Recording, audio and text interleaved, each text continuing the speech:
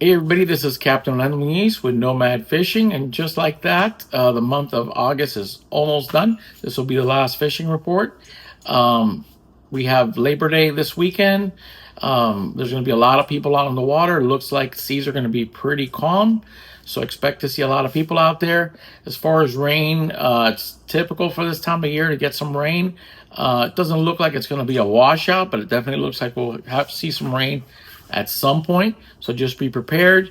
Make sure your running lights are in order. So if you have to run in the rain or after dark, you can turn those lights on and keep yourself safe and other boaters as well.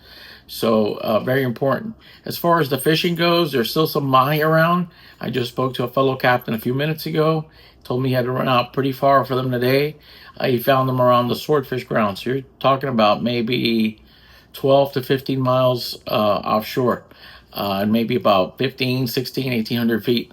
So they're out there. You may have to run a little bit for them. You got to look for the birds, floating debris, weed lines, whatever you find. Wherever you see signs of life, that's a good spot to stop and check it out. A little closer to shore on the reef, there's still some decent yellowtailing, especially when the current's moving. I heard that today the current was pretty light to non-existent on the edge. Just a couple days ago, we were out on a charter, and we actually ended up doing some yellowtailing, and we did pretty good on the yellowtails until we lost the current. We actually had south current that day, and we were doing pretty good on the south current. And then we lost the current altogether, and we just started catching a lot of smaller ones. And that's kind of the way yellowtailing is. It took us a while to get them up, but finally, when they started biting, we were on them pretty good for a couple hours, and then they shut down.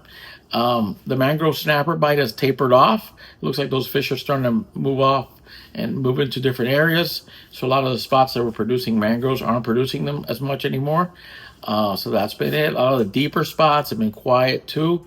Unless you go a little deeper, like in the 300 to 400 foot range, there's a decent amount of yellow eyes and vermilions, which you can catch. You can hand crank those, or you can catch them on a light electric outfit. So those are some of the possibilities there. Lobster fishing is still good, both bully netting at night and diving during the day. People are still getting their limits and doing pretty good on the lobster. I haven't heard much as far as the inshore fishing. Haven't really talked to anybody. There's not a lot of people fishing right now. It's that time of the year where everybody kind of slows down. So there's fewer and fewer boats on the water. And it'll be like that for the next month or two.